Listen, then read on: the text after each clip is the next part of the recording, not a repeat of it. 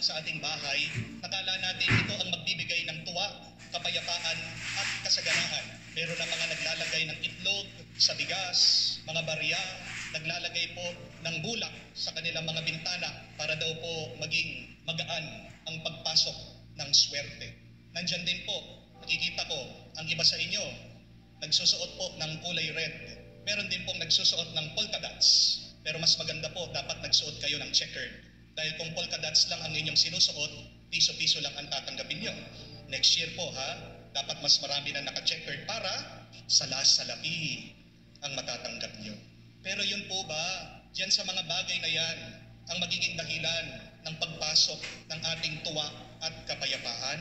Hindi po.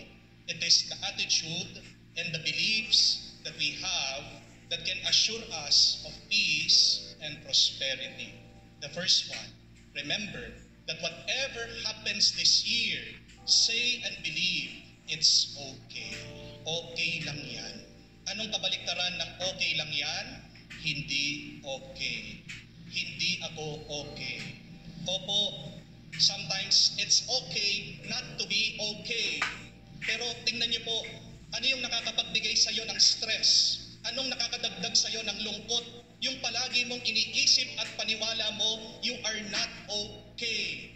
Kahit na hindi ka okay, sabihin mo, everything is okay. Everything is fine. Pag paulit-ulit mong pinapaniwalaan at sinasabi, okay ka lang, okay lang ako, tingnan niyo po, magiging masaya ka, magiging payapa ka. Yung stress mo, mawawala yan. Ulit-ulitin mo bilang panalangin ngayong buong taon. Say, I'm okay. This is okay. Kung merong ayaw sa'yo, kung merong galit sa'yo, kung may naninira sa'yo, anong sasabihin mo? It's okay. Father, bakit ayaw niya ako? Father, ang bait ko naman. Father, ang bait ko sa kanya. Bakit ayaw niya ako? Bakit sinisira niya ako? Anong sagot? I don't know. Anong sagot? Bakit ayaw ka nila? Bakit sinisira ka nila? Hindi mo rin alam.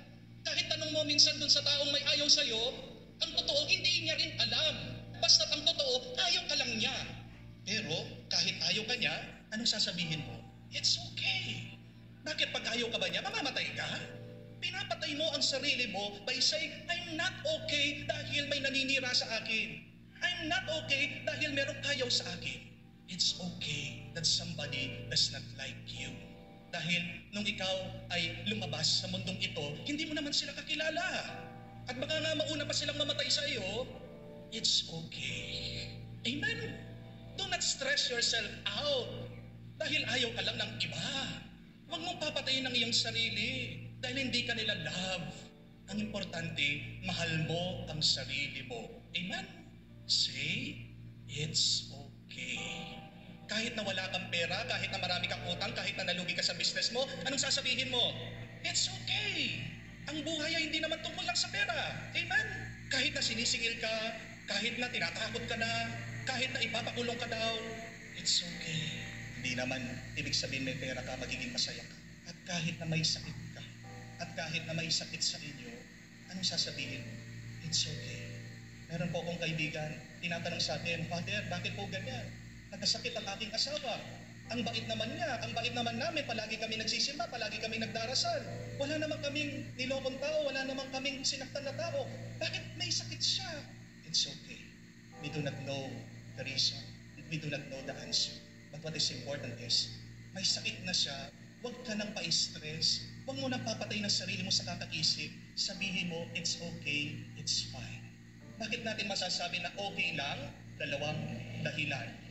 Una, dahil anuman ang problema, lilipas din yan. Kaya nga sabihin mo sa sarili mo, okay lang ito kasi hindi naman nagtatagal. Walang problemang nagtatagal. Kung paano po walang bagyo ang nananatili. Gaano pa kalakas ang bagyo? Kahit na marami ng sinira ito, walang bagyong nananatili. Kahit na mabahagal ang usad ng bagyo, aalis din yan. Ganyan din sa problema natin. Aalis din yan. Kaya sabihin mo, okay lang yan. Lilipas din yan anuman ang problema.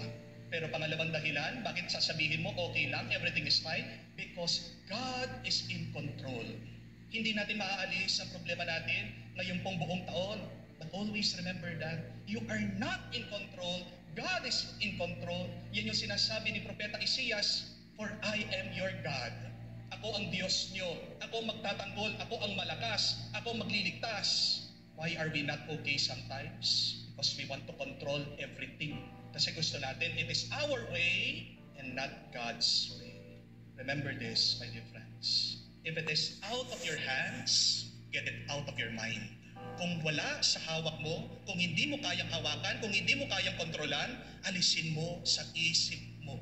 Huwag mong papatayin ang isip mo, huwag mong papatayin ang sarili mo sa kakaisip niyan. If it is out of your hands, put it out of your mind and say, it's okay. Second, say, I love this. Ano man ang iyong karanasan, hanapin mo, ano doon sa iyong nararanasan, yung gusto mo, yung mahal mo, yung mabuti. Ang kabaliktaran po nung I love this is, I hate this. Di po ba? Yan yung palagi nating inuulit-ulit sinasabi sa ating sarili, I hate this, ayaw ko to.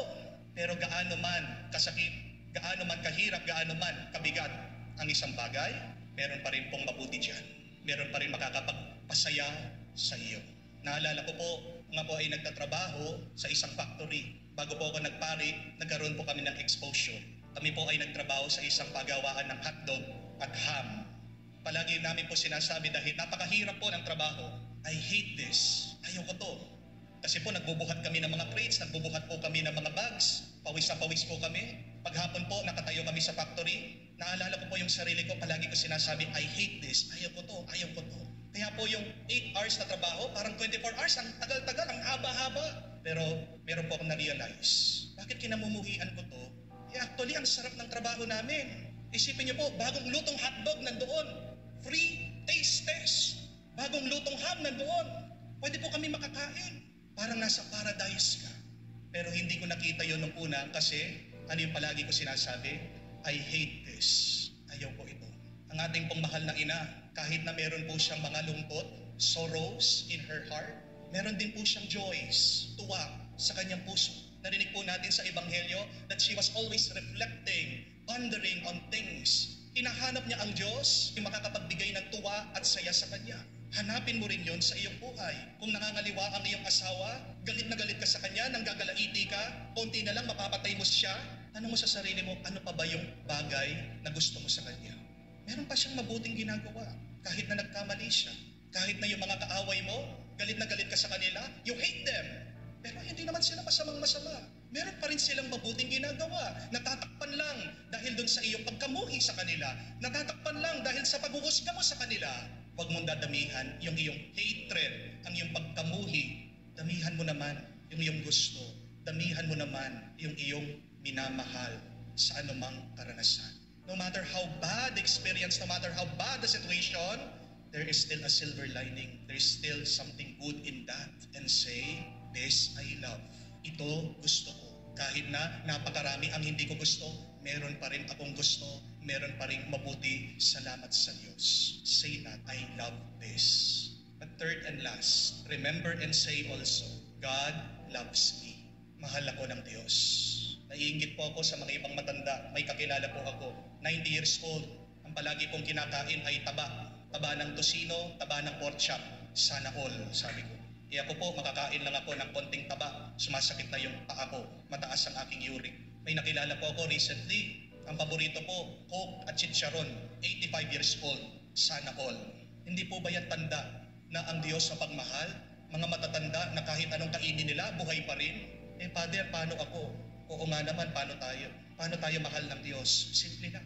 Yung lang nandito tayo, yung lang nandito ka, tapos na ang taon, buhay ka pa rin, hindi ba simbolo yan na mahal ka ng Diyos? Basta't buhay ka, mahal ka ng Diyos. Basta't buhay ka, may pagkakataon ka pa na maangat mo ang iyong sarili sa anuman problema. Say that God loves me. Kahit na napakaraming pagsubok, ang mga pagsubok, kailangan po natin yan.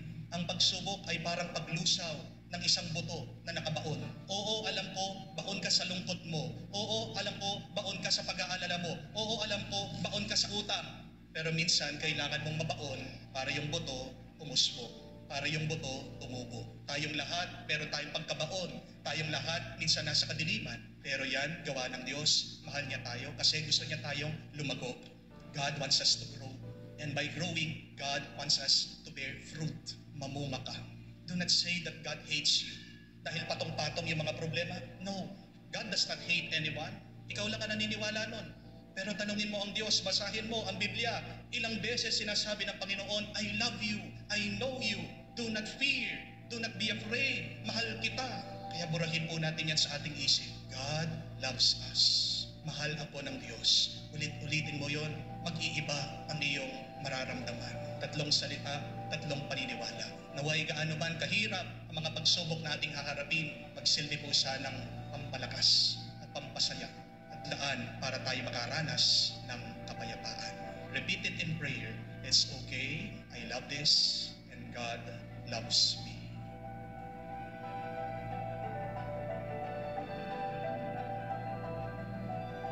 Tatlong mahalagang dasal para sa buong taon. I want you to remember these 3 prayers. And please, keep praying these 3 prayers. Kung itong 3 dasal lang ang sasabihin mo sa Diyos, sapat na yon. Kaya nga po, please do not forget these 3 prayers. They are very simple. Hindi niyo po makakalimutan. Madaling-madali. The first 2 prayers pertains to those who are sick. Dahil isang concern natin para sa buong taon ay ang kalusugan natin. Amen? Kalusugan din ng ating mga minamahal. Aanuhin mo ang lahat ng pera, kayamanan, swerte kung wala kang mabuting kalusugan. Kaya nga po, ang dalawang unang panalangin, tandaan nyo, they are prayers for the sick. Prayer when you are sick. The third prayer pertains to a desire to have a blessed life. It pertains to having a happy life. Dahil yan din po yung isang concern natin, di ba? We want our year to be prosperous. We want our year to be happy. We want our year to be blessed by God. So that is the third prayer, for a prosperous and blessed year. So ano po itong 3 dasal na ito? The first prayer is, say, thank you, Lord. Salamat, Panginoon. Kahit na may sakit ka, kahit na nahihirapan ka, kahit na may pagsubok ka, huwag mo kakalimutan magpasalamat sa Diyos. Bakit? Kasi tandaan mo ito, hindi ka magkakasakit kung hindi ka napagod. Amen? Hindi ka magkakaroon ng problema kung wala kang ginagawa sa iyong buhay. The mere fact that you are working, striving, doing something, problems will arise. Gusto mong walang problema sa iyong buhay? Hindi, huwag kang gumalaw, huwag kang kumilos, magkulong ka. Wala kang problema. Pero ano mangyayari sa iyo kung hindi ka kikilos, hindi ka gagalaw? Hindi mamamatay ka. Amen? Kung ayaw mong problema, simple lang. Magpakamatay ka na.